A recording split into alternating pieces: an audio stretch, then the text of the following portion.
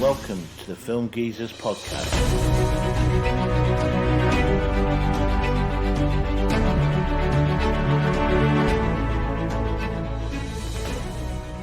Hello and welcome to the Film Geezers podcast. I'm Robbo, and as always I'm joined by Cheeto. Hello. And after a brief hiatus, we're back with a vengeance, hopefully. And today what we're going to do is we're going to discuss some of our favourite directors. We're going to try and pick our top 3 films from each director. So hopefully it's going to be okay. So we're going to start straight into it. Martin Scorsese. Don't know what your initial thoughts are on Scorsese. Well, I think he is probably the best director ever. Yeah. There may be more directors out there who've made more films than him, but I think he's hit the heights that no other director has. Yeah. So I'm just going to go through some of his films that he's done. So you've got like Mean Streets, you've got Taxi Driver, New York, which was a musical. So he's done diverse films. Raging Bull, King of Comedy, After Hours, Colour of Money. Again, that was a sequel to The Hustler. So again, a different, because he's kind of known for like gangster films, but he's done Last Temptation of Christ. What's the thing? You always say that people always say that he just does gangster movies, but he actually has a big repertoire. Did the Michael Jackson Bad music video, which kind of again, and he's done some other music videos. He also done what was that animated movie? Oh yeah, that was I think Hugo in 2011, and he did it for his kid, and he actually won Golden Globe, I think. He won Best Director for that. So, but then he's obviously done Goodfellas, done Cape Fear, another Michael Jackson video, Casino, Bringing Out the Dead, Gangs of New York, another Michael Jackson video, Aviator, Departed, Shutter Island. He's actually directed an episode of the Boardwalk Empire, so he dipped into TV, did a George Harrison documentary, Wolf of Wall Street, The Irishman, and then he's obviously got some up-and-coming films, which I think we're looking forward to seeing, particularly Killers of the Flower Moon. Yeah. The thing with Scorsese is he was part of that new wave of American directors coming out of the 60s and early 70s, and he just sort of, it's weird because he started firing on all cylinders straight away, and I didn't realise he did that much. No, it's weird when you look at you think I guess you only pick out the sort of the masterpieces. Exactly. So, but like you say, it's like he was a contemporary of like Coppola, Brian De Palma, George Lucas. They all came out in that early 70s when the studios were just bleeding money.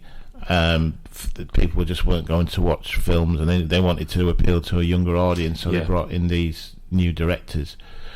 But now he's kind of established as a and like I said, I just think that the films he's done, how like the many decades he's done it over, and he's still making movies now, and they're still be consistent over such a long period of time. And I think as well. I'd probably say he's definitely a top 3 director of all time. So, all right. So, top 3. Do you want me to go first? Yeah, you go first. So, third is Cape Fear. Yeah. It was. I'd say Scorsese was probably the hardest for me because just trying to fit 3 of his movies in. Yeah. But the reason why I chose Cape Fear is because I actually think it was the first Scorsese movie I watched, and I just love Robert De Niro's portrayal of Max Cady. Obviously it's a remake, but I think it's slightly better, holds up better, and it's just a weird film, isn't it? Like even the way it's shot, but Scorsese always gets his antagonists right, and Max Cady is really underrated, so he carries the film. And I also think obviously Nick Nolte, you got Jessica Lange as well, but just a really, really good thriller that really does put you on the edge of your seat, So I agree there with one of those. Well, you're all right. I'm going to go straight in one of his earlier films. I think it's probably Mean Streets. Because that's, I think, introduction to him as a sort of in the gangster genre. It's got Harvey Keitel and an early performance from Robert De Niro.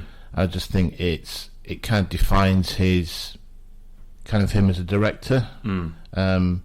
So yeah, I mean it's I think it's for an early film. I think of his. Okay, it might seem a bit dated now, but I think it's definitely a good film. Well, I've not seen it. I've seen parts of it, but I think for his first film, you can still see things sprinkled in that he's taken throughout his career. You know, so obviously he started that relationship with both Harvey Keitel and Robert De Niro. Yeah. So nice. I definitely need to watch it. Second is The Departed. This is a redone for an American audience version of Eternal Affairs, I believe. Yep, I think it was a Korean film. Yep. And it's the only adaptation of a foreign film that I believe to win an Oscar. Yep, it won. I believe did it win Best Picture? Yeah, and that's right. It's Martin Scorsese's only win for Best Director as well, which is crazy. But I mean, the things I take away from The Departed is the cast is one of the best. You know, you got literally A-listers coming out their arse. You know, like you got Leonardo DiCaprio, Matt Damon, Jack Nicholson, Martin Sheen, Mark Wahlberg. I can go on for. But what I take away from it is, one, it's a really, really smart, clever plot. Just to sum it up, really, Leonardo DiCaprio tries to get into the police force. He's kind of shunned. They give him a second chance and be like, okay, we want you to be a rat in Jack Nicholson's sort of gang. And Matt Damon plays sort of Jack Nicholson's right-hand man, and then he is a rat to go into the police force. Yeah, he's basically been groomed as from a child to be a police officer, so they've got someone inside the police department, and the same with DiCaprio. He's doing the opposite. He's going undercover, and it's that parallel which it goes through the whole movie. But what I take away from the film is it just, the one thing Scorsese is an absolute master at is just showing absolute grit and real life. It's a very gory film, and like I said, it's very real, and it sort of stays with you, you know. And I mean, there's a I don't want to give it away, but there's a sort of a twist at the end which just heightens it for me personally. And it's just an amazing film that really does keep you on the edge of your seat. And he's a brilliant thriller director, isn't he? Yeah, he is, he definitely deserved his Best Director Oscar for that. And I'm going to say that's one of mine as well. I think so. I'll go straight into my last one. Yep. Tough, because it's such. I mean, what did you take away? Yeah, exactly. You know? But I'm going to go for maybe. I love Casino. I love Goodfellas, and I think I'm going to go for Goodfellas. Well, I think number one's for me is Goodfellas, and I think that is his magnum opus, isn't it? That is his masterpiece. And there is a film I only recently watched called Bringing Out the Dead, which I thought is worth a mention. Is that the Nicolas Cage one? Where he plays a paramedic, and it's a very different film for Scorsese, isn't it? It is, but it's again, it's. I guess it explores similar themes, but it's just. I think it's worth a mention. Yeah. I mean, Goodfellas, I think, is if you think of Martin Scorsese, you either think of Taxi Driver or think Goodfellas. Yeah, I agree. It's Goodfellas. That's the British version. Goodfellas. Yeah, and it plays. It's set in the obviously mafia, and it's about stars the late great Ray Liotta, De Niro, and he essentially becomes a rat for the FBI, and he's placed in witness protection, and that's just kind of but there's actually true elements to it as well. So there's a robbery, like the Lufthansa robbery, which actually took place. So, but I think it brings together everything. I love the opening scene in it. Yeah, one of the best of all time. I think we did that in one of our other podcasts, greatest opening scenes. And I think De Niro's performance, Liotta's performance, I think absolutely brilliant as well. Yeah, 100%. Goodfellas, it once again it shows that Scorsese attention to detail. Like, this is what actually goes on in gangs, and it shows Ray Liotta's sort of rise in the mafia. It shows tells his whole story from when he was a young kid. Just brilliant story, brilliant characters. You know, also kind of introduced Joe Pesci. Yeah, had moved relatively unknown up to that point, and he just gives an amazing performance, an Oscar-winning performance as well. Exactly. And I think obviously kind of defined his career. Oh yeah, I mean, Goodfellas is one of those movies where what more can you say? You know, everyone knows it's a masterpiece, and it's by far one of the best films ever made. And I think it's Martin Scorsese's probably his best film, and that's saying something as well. But I think everyone knew we were going to put Goodfellas at one, but it's just because it's so good, you know. But okay, moving on. Yep. So our next one is Quentin Tarantino. So we know exactly how many films Quentin Tarantino's directed, because he said himself that he's only ever going to direct 10 films in his life, and then he's going to give up and do other things. So, going through Reservoir Dogs, Pulp Fiction, Jackie Brown, Kill Bill Volume 1 and 2, Death Proof, Inglourious Bastards, Django Unchained, Hateful Eight, and Once Upon a Time in Hollywood.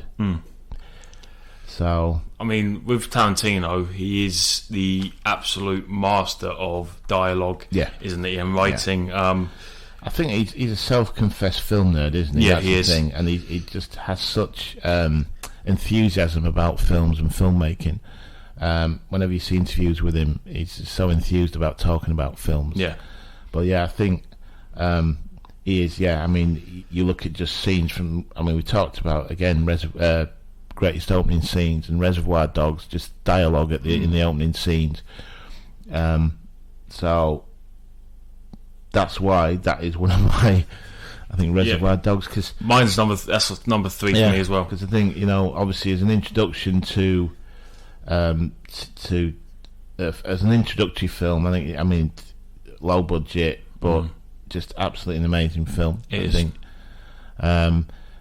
you can see it's low budget because it's set on there's only 3 or 4 different locations.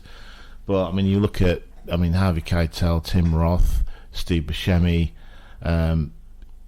Just great performances from them, I think. Yep, and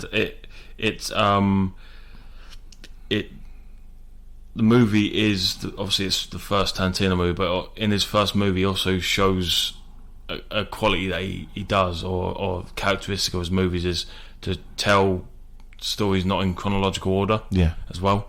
And I mean, that's something we praise Nolan for, but Tarantino was doing that 10 years earlier, and in his first film he was doing that, and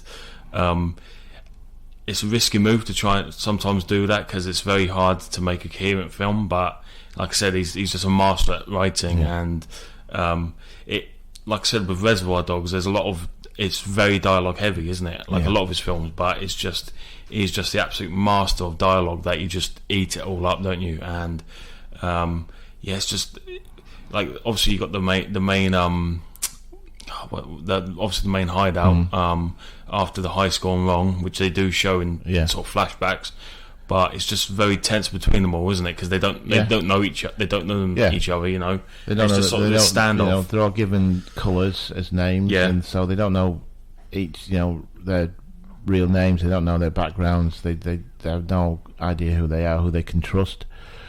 But again, it's very gritty. It's violent, but it's a absolutely roller coaster, I think. Right? That's good. That's a good word. And I mean, for a first film, I don't know who else has a better first film than that. So it's just what I can take away from it is just the dialogue is actually so intriguing, and then the way he shows certain aspects of the movie, certain goings on in the movie out of chronological order is just keeps you hooked on it, because you're kind of finding out about the story as our characters are as well, and it just keeps you hooked the whole time. So okay, so my next one is Inglourious Bastards. I knew that'd be on your list.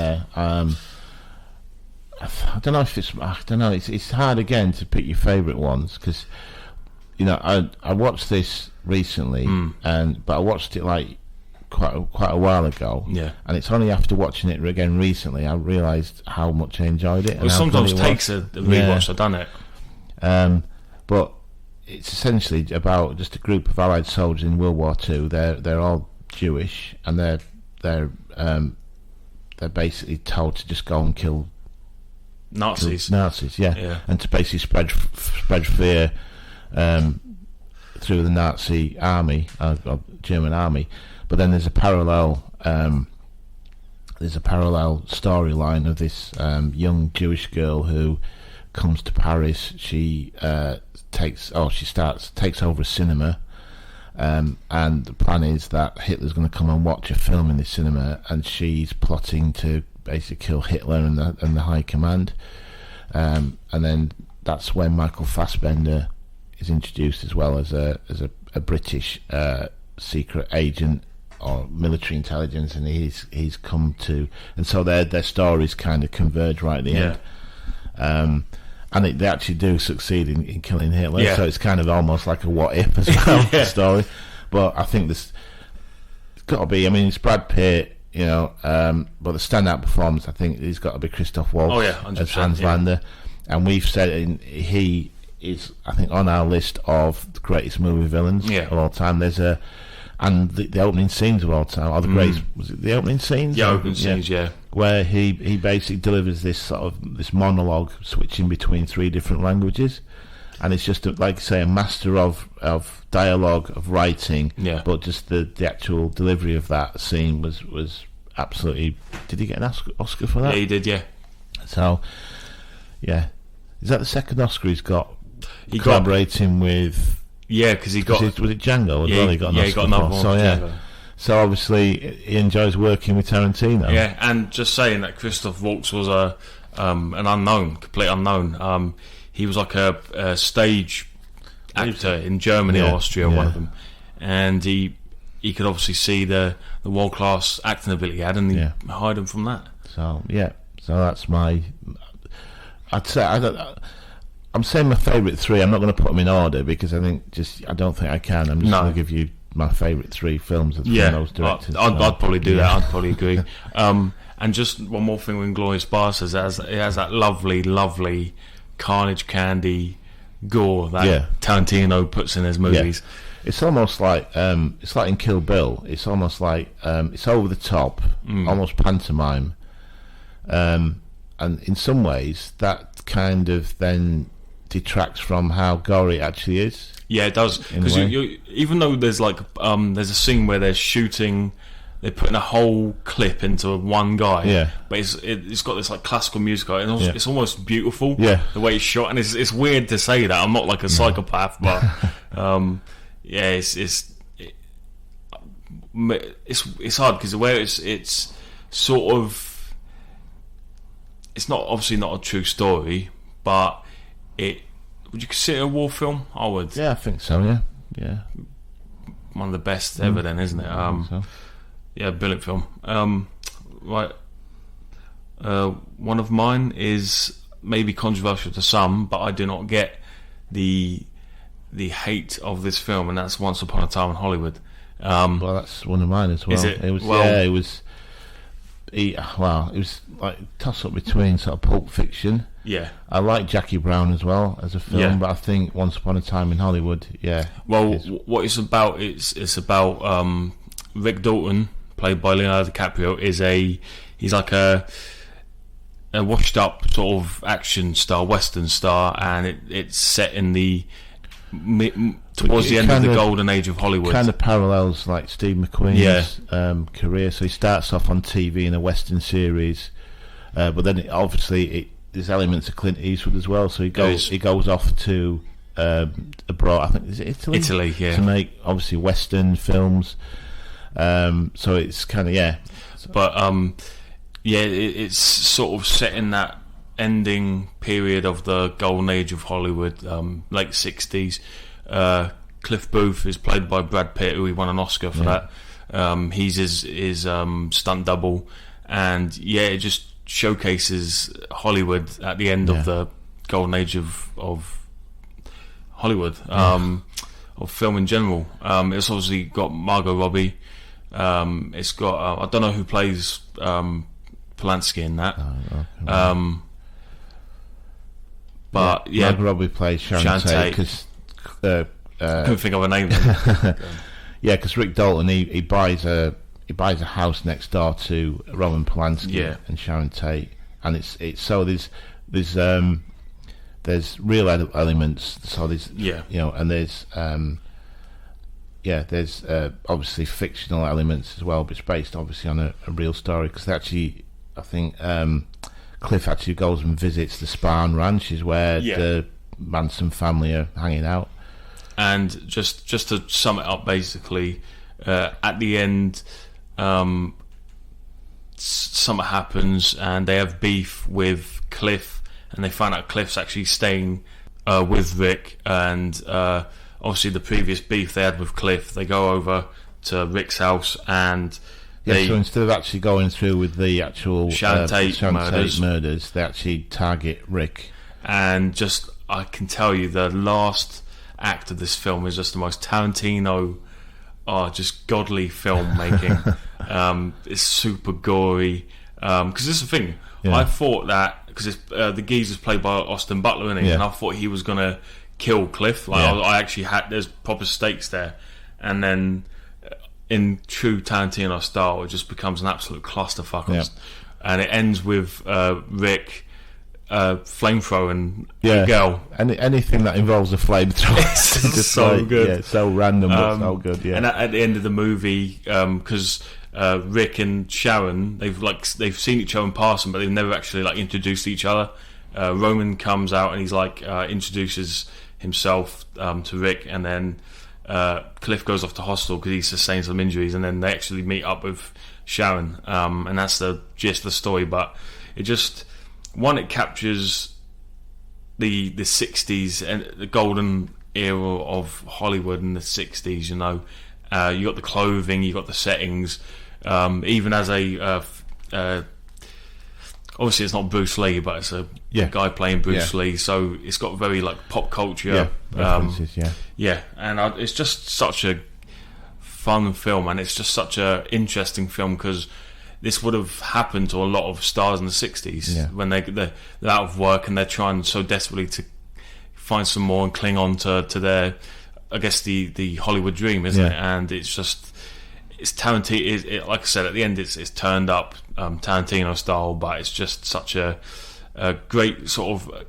I suppose it's very character driven with Cliff and Rick, their relationship as well, and it's just such a brilliant film. And I hate to use the word hate because it wasn't hated, but I just don't think some people got it as a film. I don't think they got what Tarantino was trying to showcase. I think even though there is a lot of humour in it, and I think some people don't get that. They take it as a serious film when it's not. I don't think it's intended to be a serious film. No. But once Brad Pitt is Cliff, he steals the show basically, and he more than deserved his Oscar for it. So it's an absolutely amazing film. I can't sort of praise it enough, because it is, you have to watch this movie. So okay, so I've done Reservoir Dogs, Once Upon a Time in Hollywood, and Inglourious Basterds. You got any more? Yep. Also, I forgot you did 3.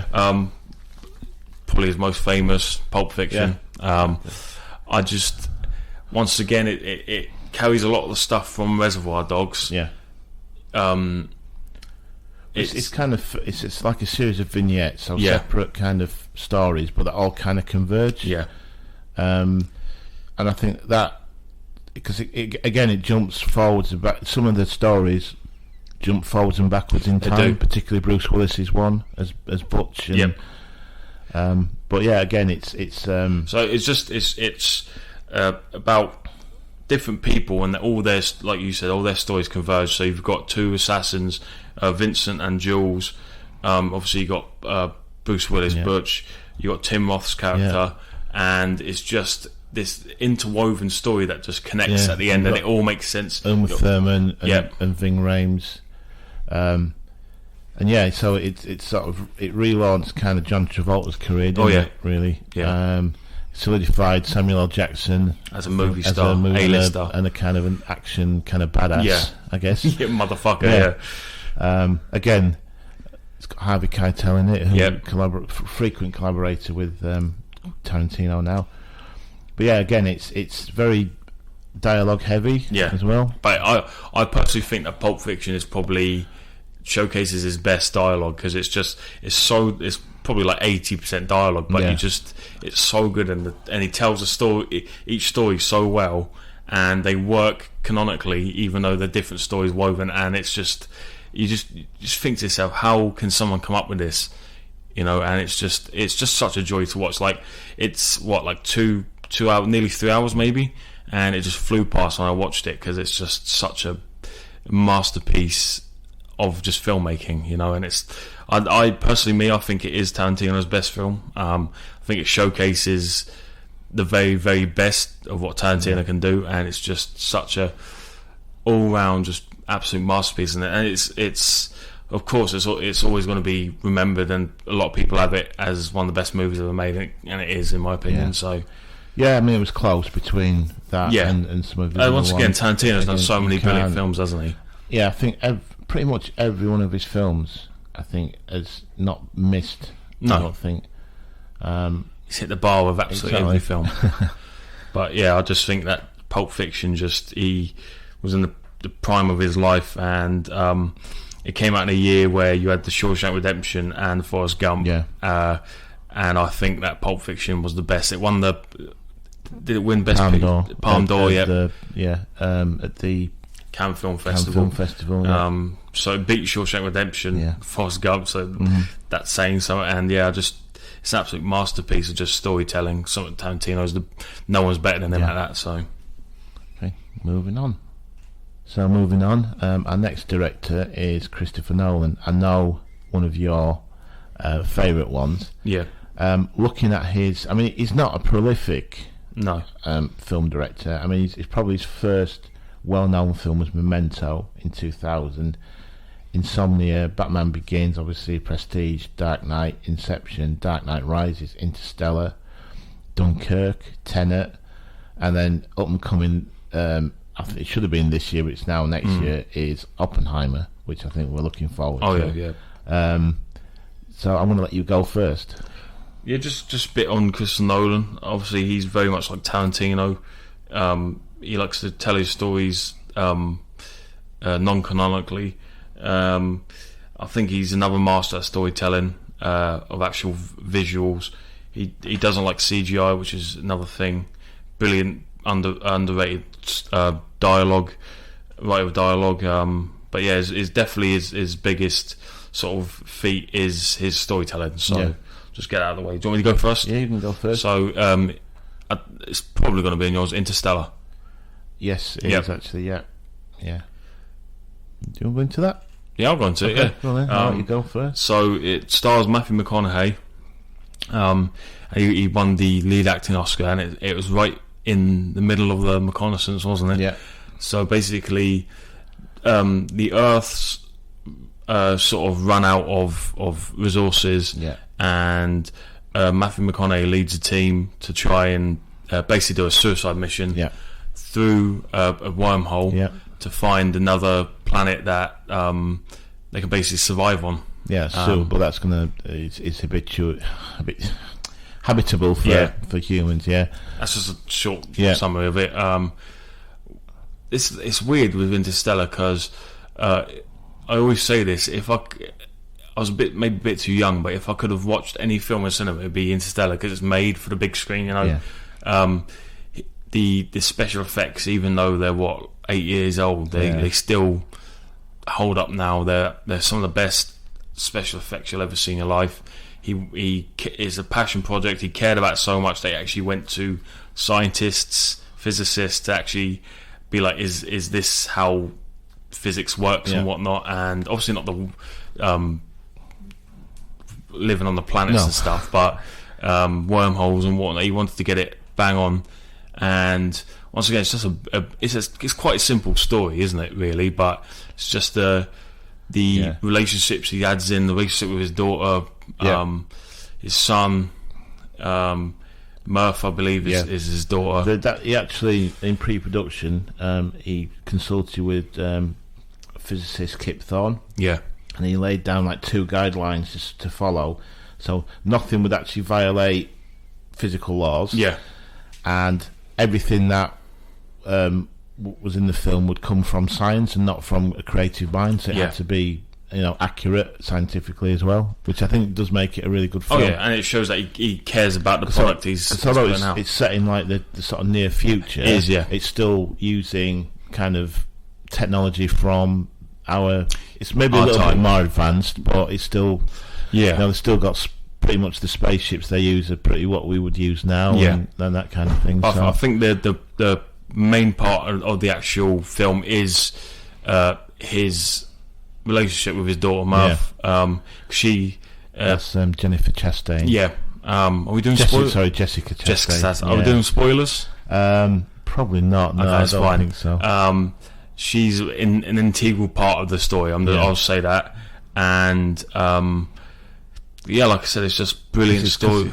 Because as a child, she's obviously very into science. Because in the near future, obviously where resources are low, people either become scientists or farmers. And I think priority is given to farmers, isn't it? Yeah, and I believe the son is a farmer. Yeah. And then she actually grows up to go and work for the same agency company that actually sent her dad into space, or Matthew McConaughey. Yeah. Which obviously has got the great Michael Caine as well. Yeah, Michael Caine. He's got a really good cast. He's obviously got Anne Hathaway as well, who accompanies him. Yeah. But like I said, it's just brilliant storytelling. And once again, it's a simple story, but you add in those relationships, you add in those stakes, and it just turns it into an absolute one of his best movies. And I will say that I've got a bit of a flaw with the film. I think it slows right down with the ending. I won't say what it is.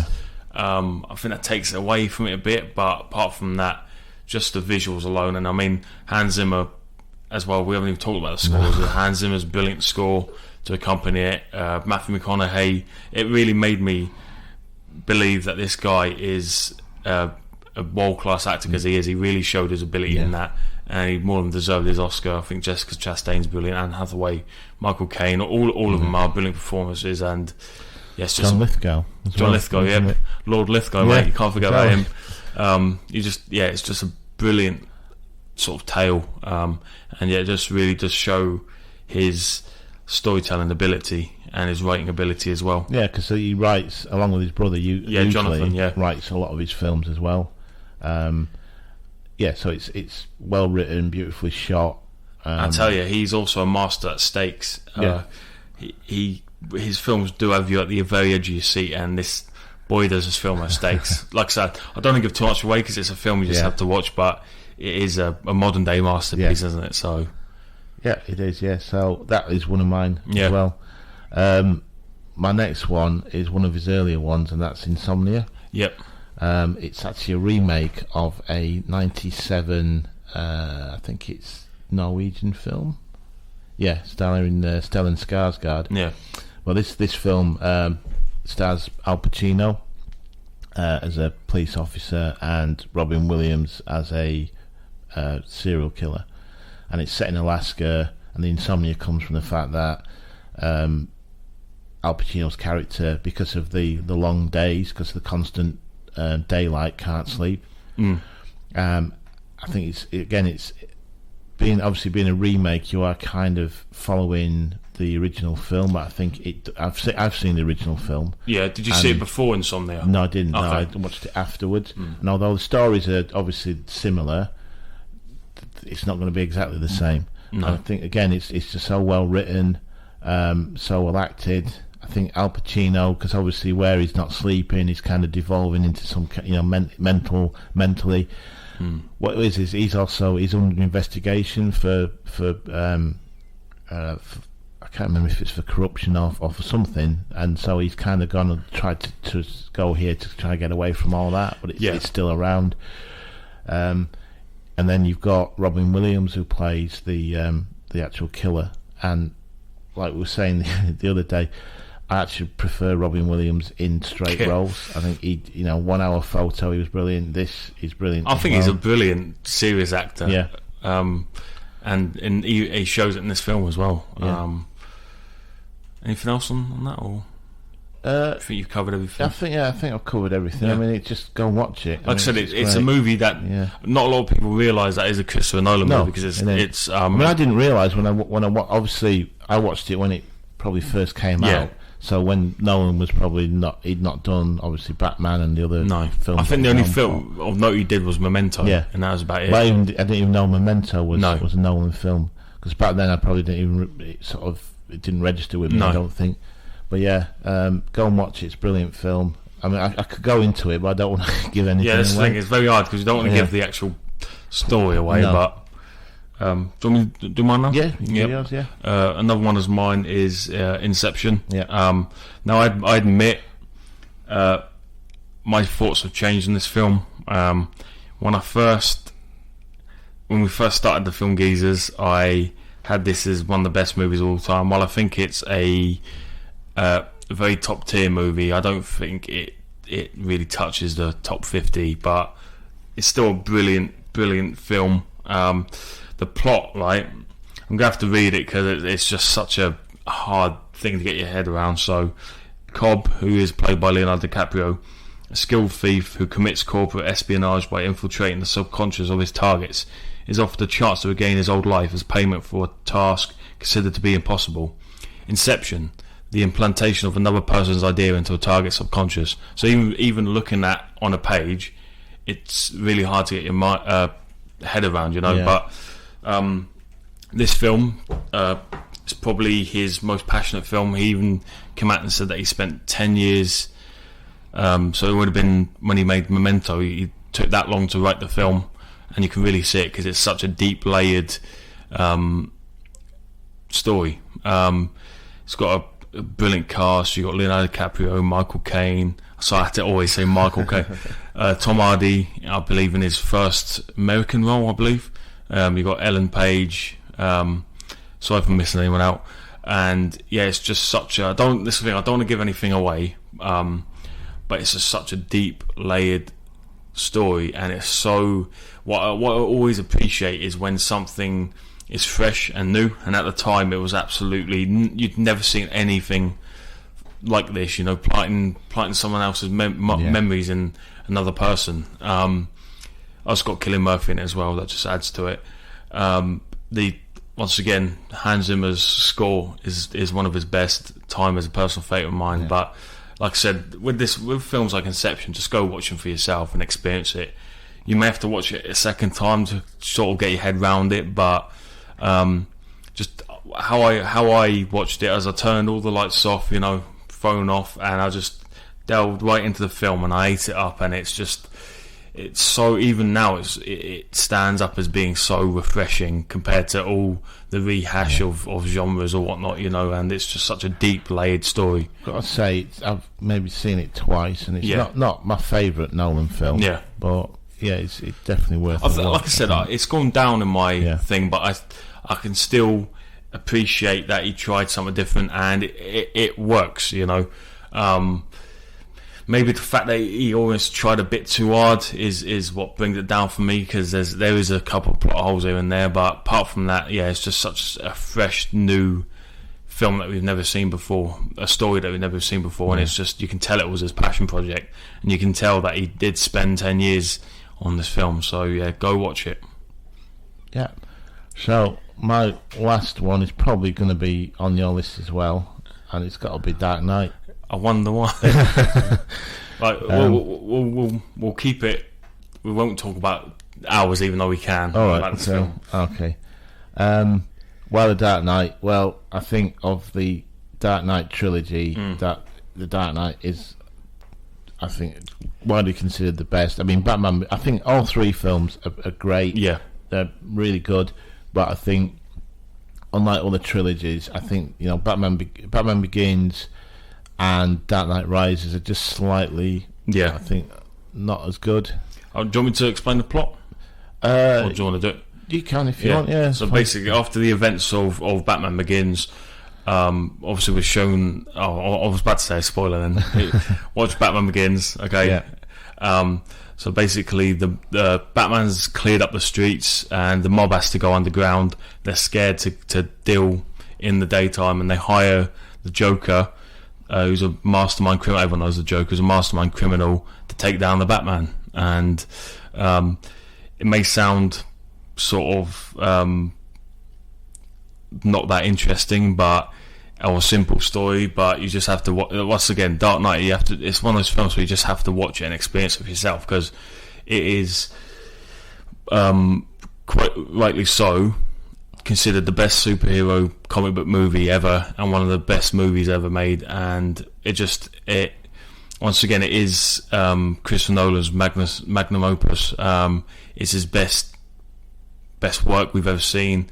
I don't think he'll ever make a movie near this good again. I don't think we'll ever see a superhero movie this good, because the one thing it does is it transcends comic books. It's not just a great comic book movie. It's just not just a good Batman movie. It is a great movie, and I am not embarrassed. And you see it in all the movie websites. It's always in and around The Godfather, Pulp Fiction. It's quite literally one of the best movies ever made, and it's a brilliant storytelling of Batman, a character Christopher Nolan cares about, and once again, it's another passion project of his, and it's one of those films where you can recite so many different things, so many different sort of set pieces from it, or sequences from it. It's so memorable, and I think we have to talk about a certain actor, why that is. Batman Begins obviously introduces the Batman character, and it's his origin story. So the majority of the film is taken up with how Batman becomes Batman. It's his film, yeah. His training and everything else. So it's only at the end you get to see a little bit of what he's capable of.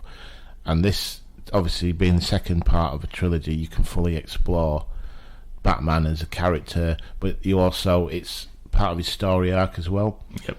And I think why a lot of people say that Bale is the best Batman is that we get to see him as a full character from that's a very good point, and his development as well. In Batman Begins, half of it is them starting from a certain point, where in Batman Begins you've done his origin, you know what the character's like. Now you can go full on and extending that. We've already done the Batman special and stuff, but going back to say Tim Burton's Batman is you see the death of Bruce Wayne's parents. We don't actually see anything between that and him appear as Batman. So I think that's why I think a lot of people think that Christian Bale, he's my favourite Batman, I've got to say. And that's because we get to see his full story arc, I think. But then again, obviously, Dark Knight works so well because of the antagonist in it, really. Someone. And I think without obviously the Joker is synonymous with Batman as he's got a main antagonist, and I think the casting of that did make the film, really. Yeah, it's hard to believe, but it was one of those instances where everyone was up in, they were ready to riot at the fact that Heath Ledger was cast as Joker. But in my opinion, in a lot of people's opinions, as an actor, you got Darth Vader more iconic, and maybe a couple of antagonists, but I think that is the best performance of an antagonist in film history. He won an Oscar for the performance, and he basically, it's sad to say this, but in a lot of ways, him going so method with it, he I believe before filming and during filming, he'd once the cameras I think he shut himself in his hotel room, and he stayed in character, and I think that it drove him crazy, and I think a lot of it led to his unfortunate death. But what a performance to go out on, isn't it? And like I said, it's one of those things. Once again, we can sit here and be like, oh, it's really good, but you just have to watch it yourself, because Heath Ledger is just an absolutely world class actor, and it's just such a shame that he did pass away. But it's one of the best performances of cinema history, and it is his film. It just is his film. But as Joker's gone, you've got the campy 60s Cesar Romero Joker. You've got, to actually eclipse Jack Nicholson. Yeah, I know, because he set the bar very high. Yeah. But I think Heath Ledger's captured. He's menacing. He's sinister. But I think he's underestimated by people because of the way that he looks. Yep. As well. And he doesn't pose a physical threat like Bane. He's unpredictable. No. Yeah. And you just don't know what he's going to do next. He's batshit crazy. Throughout the whole film, he tells the story about how he got his scars, and it changes every time he tells it. So you don't know. You're his never backstory. quite sure of his origin as well, which is because he just comes out of nowhere, doesn't he? And he's just this blank slate, I guess. Yeah. You can project anything you want on him, and we could talk about it. About the Dark Knight. The opening scene, the bank heist. Yeah. Probably one of the best opening scenes. And even the ending scene as well. But I must say, as for a comic book movie, don't expect it to be a massive Marvel fight clusterfuck CGI. It's just pure storytelling. The ending, isn't it? And it's the perfect ending for a movie like this. So, okay. Well, I've done my 3. So, have you got one more to do? No, I've done my 3. Okay. Just another brilliant soundtrack by Hans Zimmer. Just had to get out of there. Okay, so we could talk about this. Because obviously, I think without the Dark Knight, maybe we wouldn't have had the sort of MC or DC. I think we wouldn't have had the sort of Schneider Batman as well. I think because obviously I think Christopher Nolan is also involved as a producer, so obviously he has some input on the character of Batman. So I think we got him to thank for that as well. Yep, 100%. Okay, so moving on, we've got Ridley Scott. Yep. So I'll just go through some of his filmographies. First film, Duelist. You got Alien. You got Blade Runner. You got Legend. You got Black Rain. You got Thelma and Louise. 1492, Conquest of Paradise. White Squad. G.I. Jane. Gladiator. Hannibal. Black Hawk Down. Matchstick Men. Kingdom of Heaven. A Good Year. American Gangster. Body of Lies. Robin Hood. Prometheus. The Counselor. Exodus. God and Kings. The Martian. Alien Covenant. All the Money in the World. The Last Duel. House of Gucci. He's got a Napoleon film out. It's in post-production, starring Joaquin Phoenix. And then there's a Gladiator 2, apparently, is announced. Well, that's been in pre-production for years now, I think. So. But I think we've already done. We did a Ridley Scott special, and I think we both think, he's a great director, but sometimes his catalogue of work is a little bit hit and miss. Yeah. So he'll have a fantastic film, and then he might have a couple of maybe not great ones. But I'm going to go first, and so I want to say Alien. Yeah, I've got Alien as well. Alien. Yep. So it's a sort of science fiction horror film. It's set in the future. It's got basically a ship that's it's on its way back to Earth. All the crew are in hibernation. They're woken up because they receive this distress signal. They go down to this planet. They find these eggs. One of them opens up. The thing comes out, attaches it to one of the crew people's face, played by John Hurt. They bring it on board, and it basically then goes wild, essentially, and kills the crew. So that's in a nutshell, really. Might not sound great, but it is. I think what it does is it you've got that you're in a confined space. It's that classic kind of. I mean, it really started a genre in its own right, didn't it? It's. Well, I would say that it's very much like the Halloween kind of thing. Yeah. Because you've got like some unstoppable force. You're in a confined space, and it's just merciless. There's no reasoning behind it. It's just killing people. So it's that kind of classic horror concept, but in a science fiction setting. Yeah. You've got obviously, like I say, John Hurt, Tom Skerritt. You've got Yaphet Kotto, Harry Dean Stanton, and obviously Sigourney Weaver in a kind of breakout performance. And it is defining because it was probably the first kind of action film to have a female protagonist. Very progressive for 1979. Yeah, it was. But again, it's defined a genre. It's much much copied, much parodied. Again, Scott his background was in TV advertising. So what you can say about all of his films, they're just beautifully shot and framed as well. But yeah, it really is that claustrophobia, I think. Yeah, and it puts you right in the action, and you kind of feel what the characters are feeling as well. And you've got your jump scares, and you've got your other things as well, and a little bit of gore and that. But yeah, and I think the alien as a protagonist, an antagonist is, up there with on the best, Definitely, But yeah, what I take away from Alien is Sigourney Weaver as well, because I think she puts in a brilliant performance, and rightly so, she's always considered probably the best female protagonist of all time. I won't go into why, because I don't want to get anthrax with a male, but she is obviously the star. But like you said, it's dirty, it's gritty, it's claustrophobic, and just a brilliant antagonist that you just think, how the hell are these characters going to survive this, and like I said, you're either an Alien guy or an Aliens guy. Personally, I'm an Aliens guy, but I have actually more respect for this film because it's an absolute masterpiece. Again, without Alien, you wouldn't have Aliens. No. So it's like, you could say any sequel is, even if it's better, you've got to cite the first one, because without that you wouldn't have. Like I said, I respect this film much more. It's a masterpiece, and Ridley Scott, like you said, he's an absolute master at picking his shots. Obviously from his TV advertising background, and it was very like the models, the mini models, was CGI at the time wasn't even a thought, and it just makes this film seem massive and huge. It's got stakes. You can the characters are fleshed out. They feel like proper characters. You've got some legacy actors in there. So what is there not to like about this film? It's just a masterpiece. And I think it's got probably the best introduction scene of any protagonist.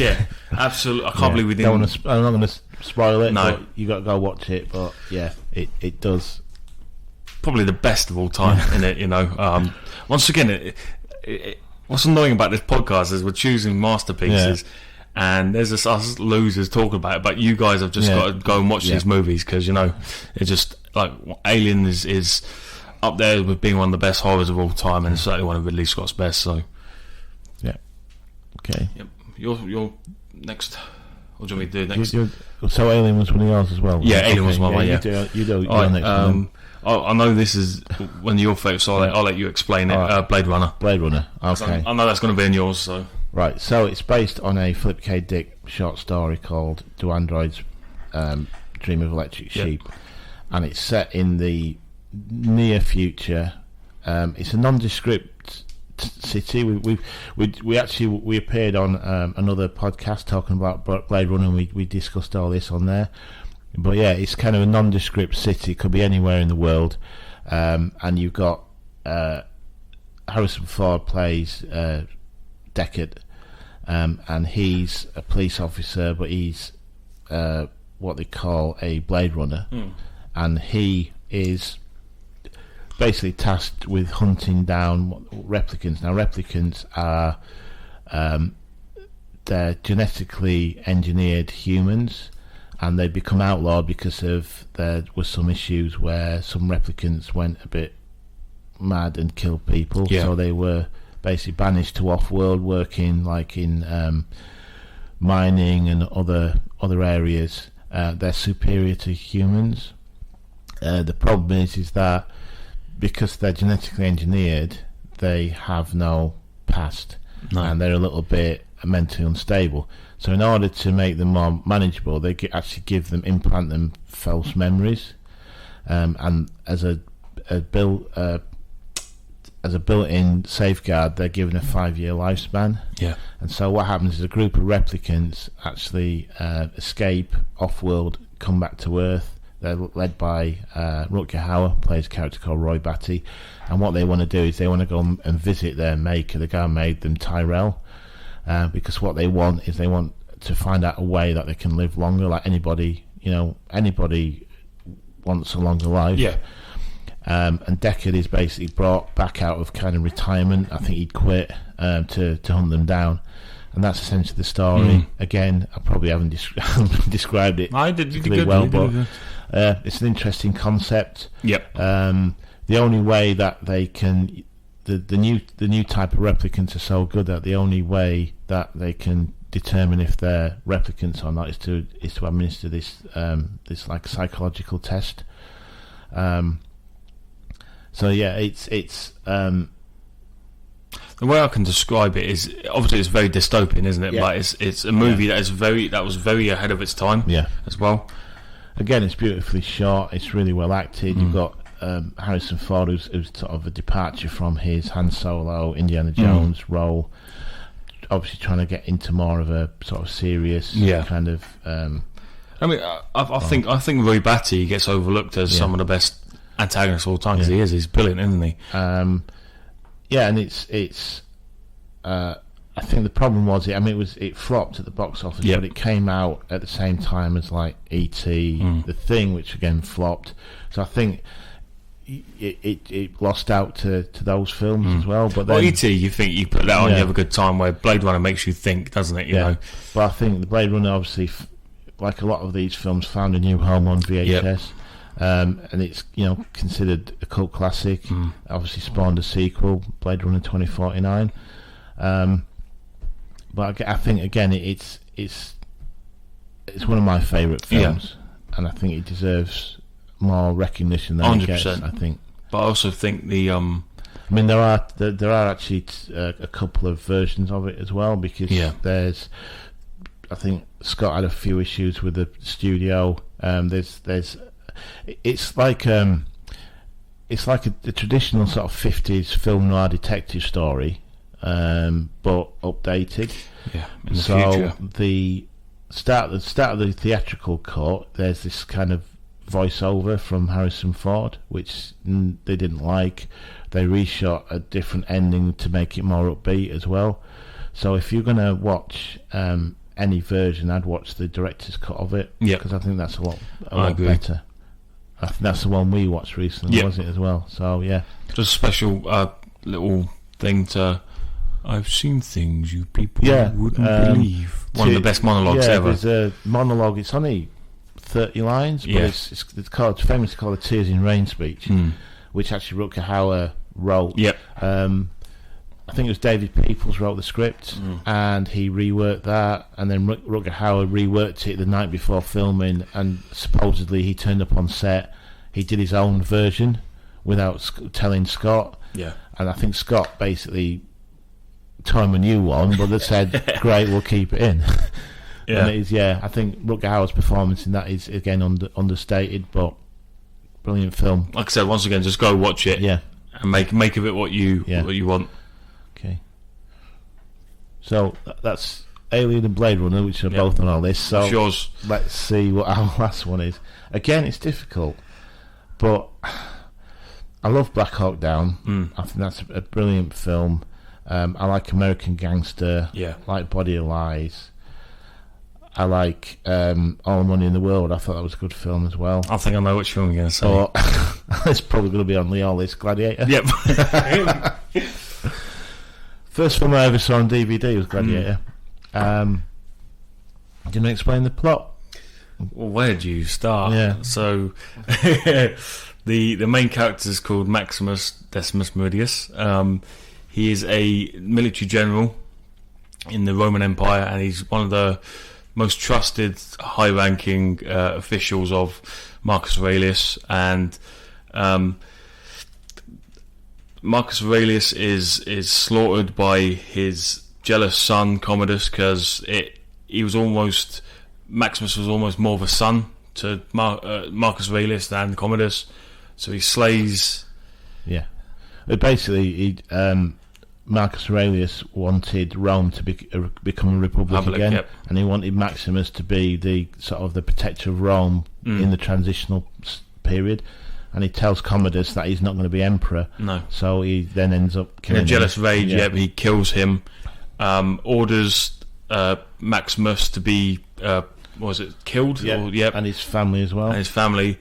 Maximus escapes, and his obviously his family. I don't know if I can give too much away. Yeah.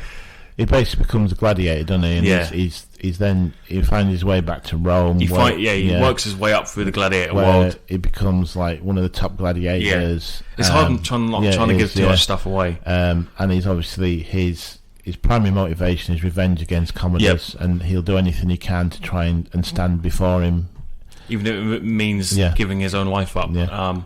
I think that's good enough. Yeah, pretty much. I think without spoilers. Yeah, because it's very hard to try and say it. I think obviously the main takeaway from this film is Russell Crowe, his performance. Of course, an Oscar-winning performance. This was a film. Before that, he'd been in a couple sort of high-profile LA films. Confidential, The Insider. And he'd made a film in Australia called Romper Stomper as well. And this was like his first full-on big break as the main leading man. And it's just once again with Ridley Scott. One, he shoots the film perfectly, and two, it's just great story writing as well, isn't it? Some of the battle scenes at the beginning, are brilliant. And the actual fight scenes as well. He knows how to shoot a fight, doesn't he? Yeah. But brilliant performance. One of the last performance by Oliver Reed again. I think brilliant. Rest in peace. Richard Harris, Joaquin Phoenix. He's really, once again one of the best antagonists. So I think it's just, like I said, it's another one where you just got to go watch it. But it's just brilliant storytelling. It may not be historically accurate, but you chuck that out the window because it just screams Rome, doesn't it? And if you're a fan of Rome, it's quite a tragic tale, really. But I don't know, I'm not going to say it because it gives it away. It's so hard, isn't it? Just watch the movie. All I will say is it kind of made making a sequel quite difficult. Oh yeah. Well, that's what we'll say. That's what But like I said, just as a sort of takeaway, it's a brilliant story, brilliant characters that you actually care about, and once again another Hans Zimmer score, probably one of his best.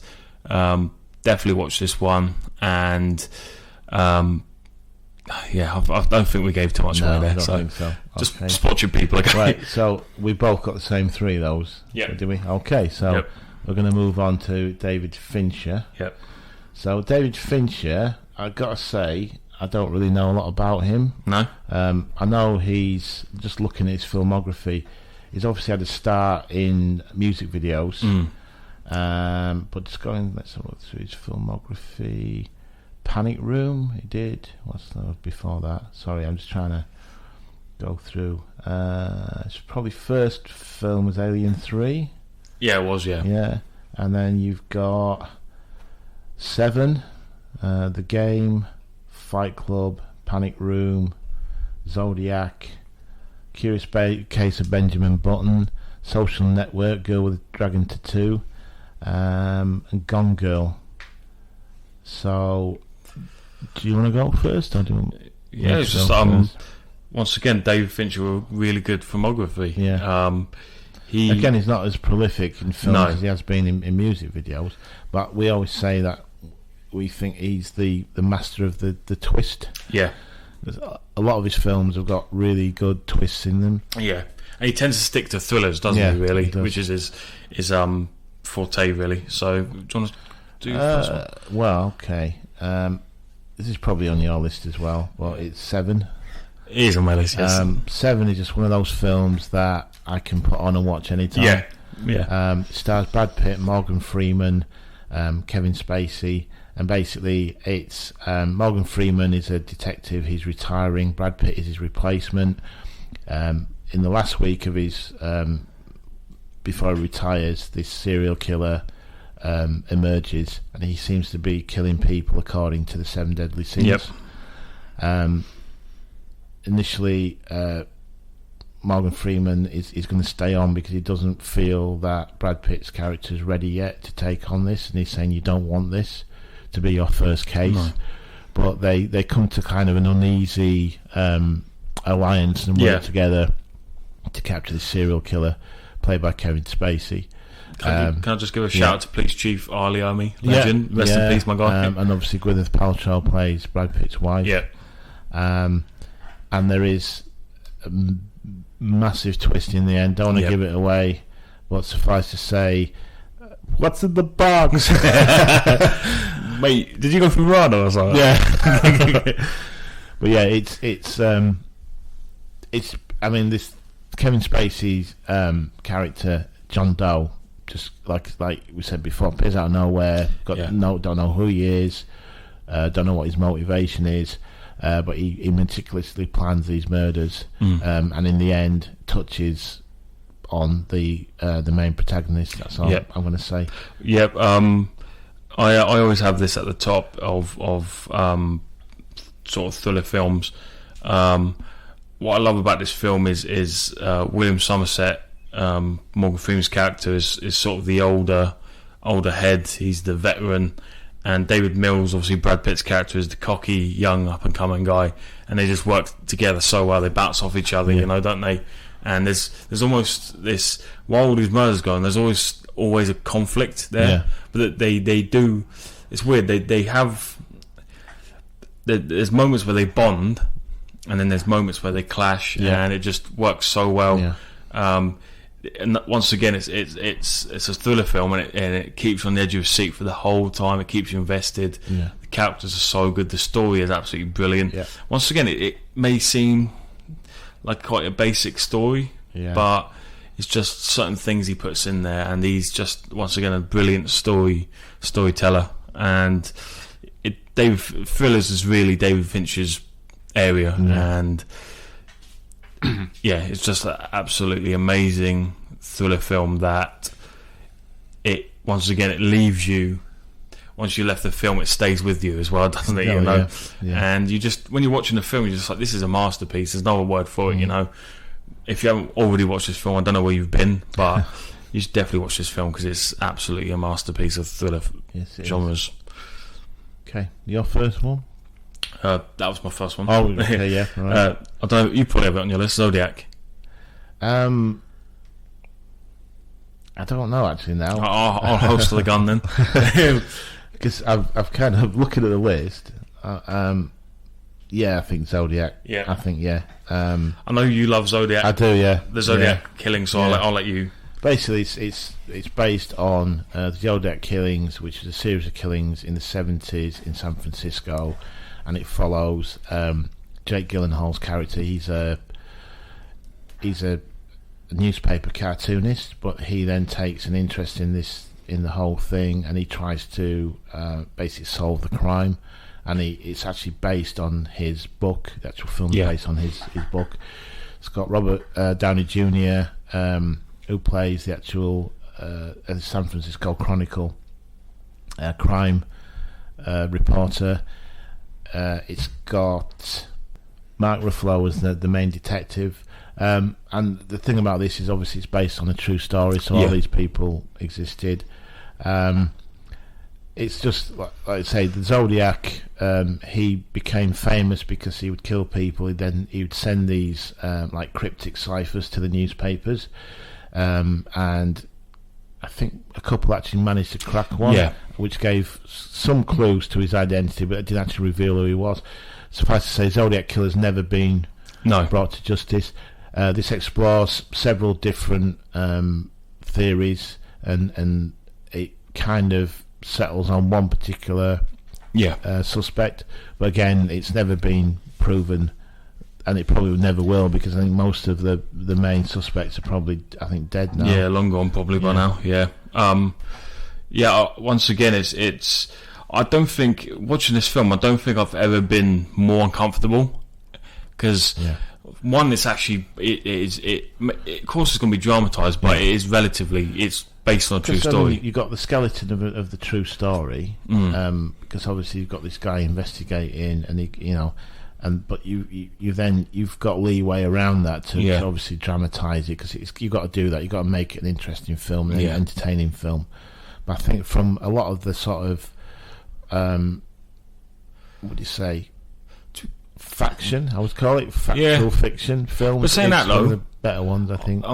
It does actually, because I've looked into the case, obviously. Yeah. it does actually stay quite a lot of the time. It does stay quite true to the case, and just that in its own, and just there's some scenes in that film that just make you so. I've never been so uncomfortable watching a movie before. Like, I actually have to like hold myself, because it's just so it's so scary, isn't it? You know, the fact that it is Zodiac was a real person.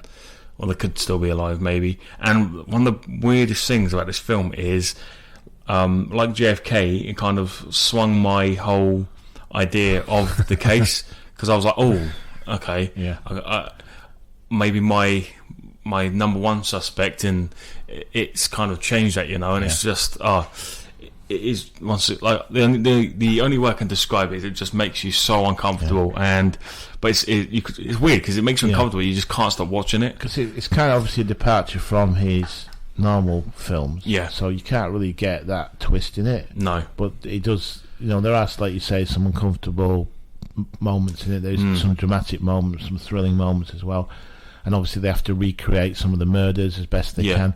So I think it does. It captures I think the fear at the time. Oh yeah, 100%. Yeah, I mean, you really feel the whole city is just scared shitless of this. You know, I mean, just touch on a couple of the performances. I mean, Robert Downey Jr.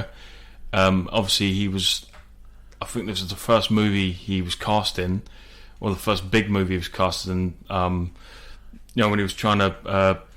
Sort of right the wrongs he had in his life, his personal life. Because this was before Iron Man, and I'm glad David Fincher trusted him enough and hired him for the movie, because he is absolutely. I think he's got the best performance in the movie personally.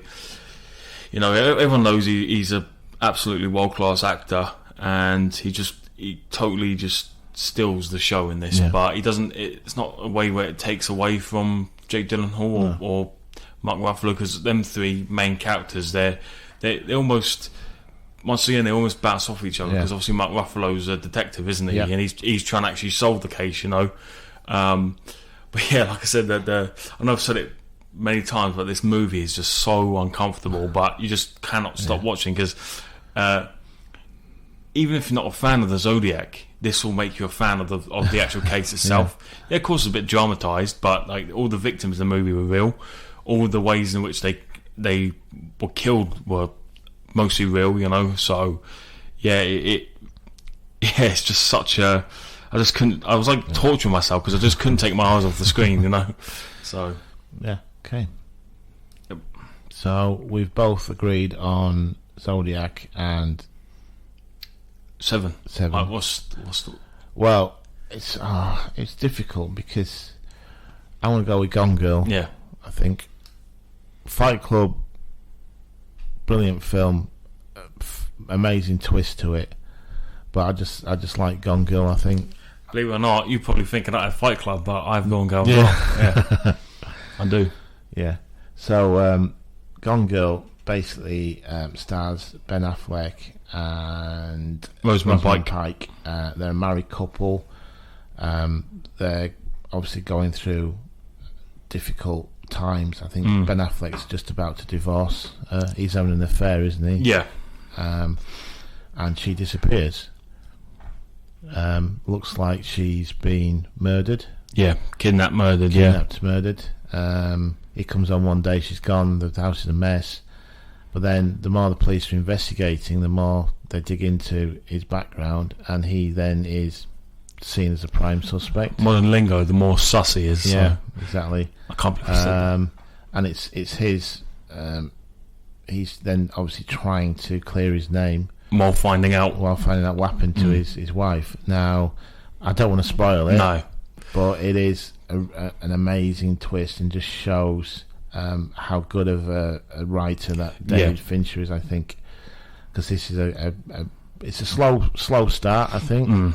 It takes like a typical, like I say, typical kidnapping murder case, but then obviously as it unfolds, you start to see more and more into the mind of the characters. 100%. And I think the best part of it is Ben Affleck. You know, I think the older, we both agree, the older he's got, the better at acting he is, and because we really see the film through his eyes. It's the film's about him, isn't it? He's sort of our eyes into the film. You know, the character he's not perfect. He's flawed like everybody else is. Doesn't try to pretend to be. No, but he's then having to deal with being falsely accused of murdering his wife, basically. Or did he do it? You have to watch it. Yeah. But no, he puts in a brilliant performance. Rosamund Pike as well puts in a brilliant performance.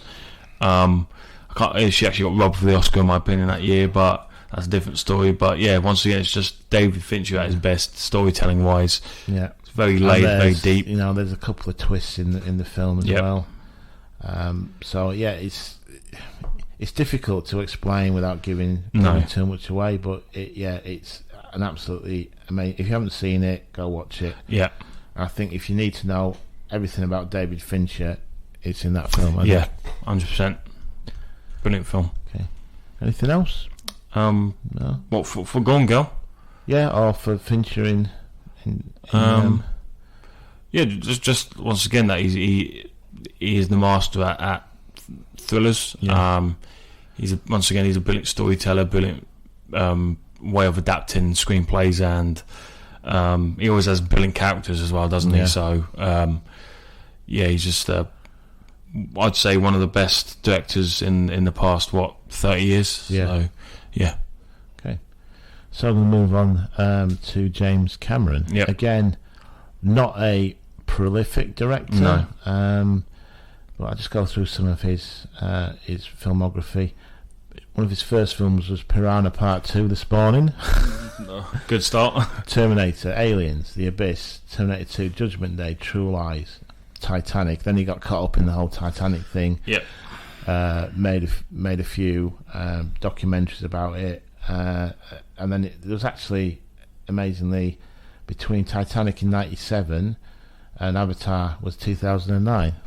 So there was like a 12-year break between those two films, and then obviously now you've got Avatar 2, which again is a 13-year break between that. Well, basically, we're never going to see another James Cameron movie that isn't an Avatar movie. Avatar 3, 4, and 5.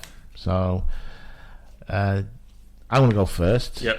It's going to be Terminator. I know. What, number one? The Terminator. Okay. Yep. Yeah, because I think, again, as a first real film, because obviously he wrote it as well, didn't he?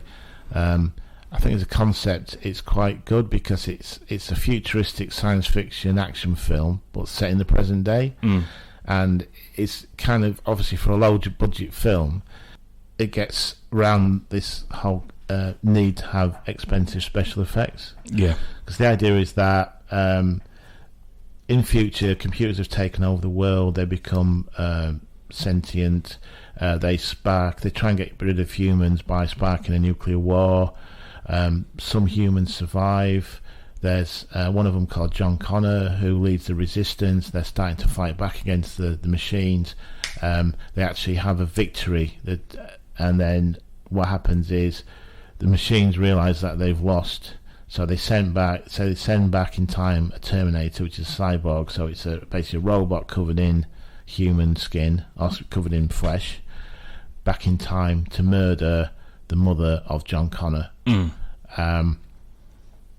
But then what happens is the resistance capture the time machine, actually are able to send back one of their own to try and stop the Terminator. Kyle Reese, played by Michael Biehn. Yep. And like I say, it's a really novel concept, because they're asked in the film, why can't you bring back like laser guns and modern weapons, so nothing metal can pass through the time machine? What about the Terminator? Well, he's metal covered in flesh, so it gets around a lot of that. Well, that's just great precise storytelling, isn't it? Storytelling. And like I say, for a low budget film, you kind of get around having to have a lot of special effects. There's some sort of flashback, but very few. Well, it's the Jurassic Park treatment where he knows how and when to use them, doesn't he? Yeah, definitely. Due to his budget. Obviously, Terminator, played by Arnold Schwarzenegger, which again was kind of a defining role. I know he'd done Conan before that, I think. Yeah. Had he done Conan? Yeah. Yeah. But yeah, I think this kind of defined him as and again, one of probably the best antagonists. he's that kind of unstoppable machine, that killing machine, that Michael Myers type style. It's that same story. Well, he actually based his movement on Michael Myers and Yul Brynner in Westworld, actually. Yeah. So obviously, I'm not going to spoil it, but it did spawn. How many sequels have we got? Some better than others. Yeah. Obviously, what was it? Dark Fate was the latest one now, which reintroduced Schwarzenegger and Linda Hamilton. Yeah. But yeah, I think for a first film, I think it again defined a genre as well. Oh yeah, because there's time travel movies, but nothing that deep and laid and fresh and new, wasn't there? But it's a very it's absolutely brilliant concept. I think. Yep. Definitely, yeah. It's certainly felt like a lightning in a bottle moment. He's exactly. Like, right, I've got an idea. I'm going to run with that. I've got a brilliant idea. But again, he's a good writer. He's a good director. He's maybe not the best, but yeah. And soundtrack, Brad Fiedel, wasn't it? Brad Fiedel, did that as well. So that was kind of this kind of new electronic kind of. It's very 80s, very 80s. Yeah, I mean it's a very 80s film. Yeah. But I do think it stands up a bit as well. It's one of the most iconic ever, And I think, like you said, it's low budget, and it does show it's low budget, but in a way, one, you think, oh my god, he made a movie this good, low budget, and two, it adds to the charm of it, doesn't it? And it shows where James Cameron has come from, But brilliant film. You may have this on your list, The Abyss. Yeah, actually, Right, what can you say about The Abyss? It's basically about a deep sea drilling, and what happens is an alien. They're basically, it starts off with a submarine, doesn't it? Being basically, they encounter an alien, and the submarine sinks, and the closest to the submarine is this deep sea drilling rig, and they're basically given the task of trying to start a rescue mission. They're aided by some Navy SEALs, whose leader's Michael Biehn again. But again, it's that kind of claustrophobic. You're dealing with the unknown. You've got the aliens who are essentially benign, but you've got Michael Biehn's character is become paranoid, thinking that there's something to do with the Russians. He's wanting to explode a nuclear weapon as well. So it's kind of it's an odd film to actually try and explain. It really is, it is. But there's also other this sort of dramatic moments between sort of Ed Harris and Mary Elizabeth Mastrantonio, who are, I think they're divorced, aren't they? But they're still working together, so that kind of creates a little bit of the romance, dramatic stuff. But again, it's a hard film to sort of describe, to explain what goes on it. But again, it's one you've really got to watch. I think watch for yourself, and like I said, it's always what I take away from this is one. It's nice to actually see Ed Harris in a proper leading man role instead of just a supporting actor. I think he's a really good actor.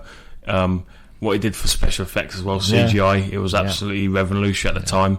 I wouldn't give away too much, but it certainly... Well, it's kind of paved the way for Terminator 2, didn't it, really? Because, it's some of the special effects, particularly involving the water, absolutely brilliant as well. Absolutely revolutionary. And it has an overarching... I don't know if I can say this. It has an overarching... sort of theme of your expectations at first are not always right, because they perceive this alien to be hostile, a threat, and is that am I giving them no I think and at the end they help Ed Harris. I won't tell you how they help Ed Harris, but he's in shock that they actually have, and because obviously everyone perceives this alien as bad and hostile, but it's just got that overarching theme. All the characters are good. Once again, it's got that claustrophobic nature to it, and the actual underwater rig was practical as well, wasn't it? Which is, it was the biggest pool in the world. It was actually. I know it was a power. It was a nuclear power station. That was under construction. They had to film it in the actual pool of that. And I don't know if that sparked his interest in like underwater stuff as well. Could have been maybe. But yeah, it's just a really, really nice film to watch, isn't it? Because you know, I must admit, it's. I had a bit of tears at the end because it was just like it's kind of a message of hope and being sort of an upbeat ending to it as well. Don't always the first impression is always right, sort of thing, you know, and don't always judge a book by its cover, that sort of thing. So yeah, just give it a watch because you'll come away from the film happy, won't you? You know, so yeah, it's just a nice little James Cameron film, mate. So. Right. So Terminator Abyss. My next one is probably on your list, I think. Yeah. As well. And that's Terminator 2. Yeah, it is, yeah. I could have gone with Aliens. Yeah. Well, yeah, I think Terminator 2. Obviously, it's made, 7 years after the original, on a much larger budget. Yeah. And it's essentially, the story is that Skynet, which is the computer network from the future, is still trying to get rid of John Connor. So it sends back a updated new Terminator, the T-1000. Yep. Sends them back in time to kill John Connor as how old is he? He's about 11, 12, is he? Something like that. His mother's been she's incarcerated in a mental institution, so he's basically living in a foster home. He's going the foster parents, and he's going a little bit off the rails. The Resistance capture a Terminator, again played by Arnold Schwarzenegger, a T-800, and they send him back to try to stop the T-1000 and to protect young John Connor. Yeah. So it's obviously Schwarzenegger flipping from being the protagonist, the antagonist, to being one of the sort of the protagonist, and I think that was the change in his image. He wanted, because he did more family friendly films back then. Jingle All the Way, for example. Well, I believe the year before that he did Kindergarten Cop, didn't he? Yeah, Kindergarten Cop. So I think he wanted to more of a family friendly sort of image as well. Again, it's much higher budget. I mean, it redefined a lot of the CGI at the time as well, which I think still stands up. Oh yeah, 100%. Yeah. And it's got quite a sad ending. Yeah. But it's basically Terminator sacrifices itself, and it's. I think the best part of the film is the actual relationship between the young John Connor and the Terminator. Because it's very paternal. Because he almost becomes a father figure to him. And Sarah Connor, she realises that he's probably the best father that he could have, because he'll never let anything happen to him. He'll always be there. And obviously, the events from the original, she's sceptical of the T-800, but they kind of at the end of the film have this kind of uneasy, almost like friendship, in a way, like a mutual respect with him, isn't it? So it's I think we probably agree it's probably a better Terminator film, but I think obviously without the Terminator you wouldn't have Terminator 2, and the two different movies as well, I mean, Terminator 2 is more action, it's Terminator, the first one is more like a horror film, isn't it? It is. The second one, the way I can describe it is Terminator it opened the door, and Terminator 2 kicked the door off the hinges, sort of thing. It's all out James Cameron action, and it's but it's so much more than that as well. Like you said, it's got that overarching story of paternity. The believe it or not, the T-800 actually feels like a real fleshed out character as well, which is very good writing. I love the way how they introduce the T-800 as the good guy, because obviously it's a machine, it can learn, so it's learning to emotional, it's obviously learning emotions, it's learning from John Connor as well. Well, at the end he goes, I understand why you cry, and it's just it's just great storytelling, isn't it? Once again, like I said, this is probably my favourite of the Terminator movies. Obviously, it helps having a higher budget and whatnot. Even the things like Brad Fiddel's much more updated rendition of his original score. Yeah. Linda Hamilton, I have to talk about her as Sarah Connor. You got Ellen Ripley. Sarah Connor's definitely up there as one of the greatest female protagonists, because she, between the two films, she has a very massive arc. She's like in the first film, she's almost like she's the victim, isn't she? Yeah, the good girl as well. But in this one, obviously, she is because supposedly in between the film, she's gone off. She's got training in weapons and fighting, and she's become like a badass, hasn't she? Really. Yeah. And that's the character that's kind of taken into the later films as well. But yeah, it's just a brilliant action film, and once again, like I said, it's another one that truly does stay with you, because it's very emotional as well, isn't it? And the action set pieces are it's got one of the best chases in history, as in terms of one of the stunts made by one of the stunt people, obviously the helicopter scene. And also the inner turmoil with Sarah as well. It's just an absolutely amazing film. But I think to tell a good film is how much it's parodied or copied. Yeah. And I think a lot of the films that we've talked about, you'll see them parodied in other films, TV. So I think that's always the tell. Is that they've entered that kind of social stratosphere. Yeah. I guess. One of a better word. I know big words. Yeah. So, what we decided to do, as we're an hour and a half in, and we're still halfway through our list. I've got one more film, but I'll just say it. I don't care. I'll just say it, and then I won't bother going into it. It's what was my film? True Lies. Oh, you can carry on. It's fine. Yeah. Do you like True Lies? I do. I'm not saying that True Lies is anywhere near as good as Terminator 2. It is what it is. If you take it at what it is, which is, I think, is a kind of an action kind of comedy. Yeah. Then it's a fun film. Yeah, it's kind of a departure from its sort of normal films. But do you want to explain? Yeah. So it's Arnie again. He's the lead, and he plays Harry Tasker, who is I believe he's in the CIA, is he? Yeah. Or he's a secret agent. Yeah. And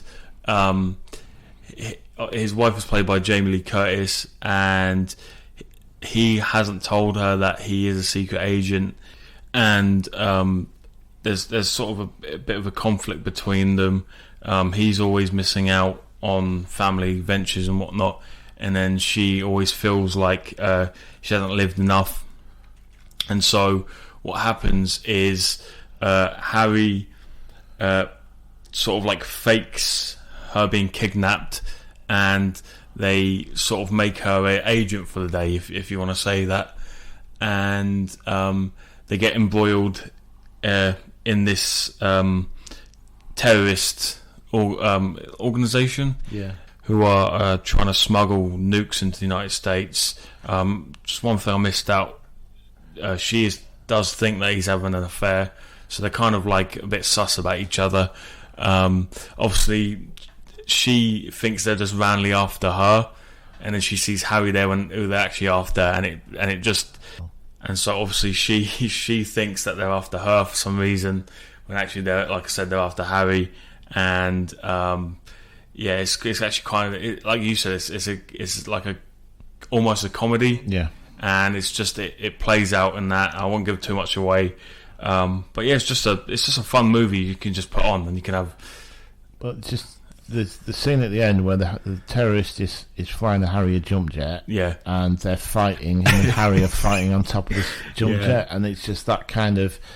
Yeah, you've got to suspend belief, haven't you, really? I remember seeing this in cinemas, I think. It's not a bad film, but like I say, it's kind of a departure from Cameron's. I just love how bullshit it is. Like, Terminator 2. 90s action, though. Yeah, really. Terminator 2 you put on and you invested in the story, and it may take it out on you for watching it. You may lose energy trying to watch a film as complex as Terminator 2. With True Lies, you can just put it on and have a good time with it, and that's why I love it. I've watched the film about 20 times, and I just laugh at it uncontrollably about how bullshit it is, and it's funny, and it's just a good action, like you said, bullshit 90s action movie. So yeah, it's worth a watch, I think. Yeah, I actually might go and watch it. I've got it on my TiVo if you want to watch it, mate. Okay, well, thank you for that. Yeah. Like I said, we're kind of we're an hour and a half into this, and we're only halfway through our list. So I think what we're going to do is split this into two, and we're going to deal with the second half of our list in our next podcast episode. Similar kind of format. And we're actually back this time, by the way. Yeah. So all that's left for me to do is thank you for joining us. Thank you, Cheeto. Thank you, Robbo. And hopefully we'll see you next time. Thank you. Thanks. Bye.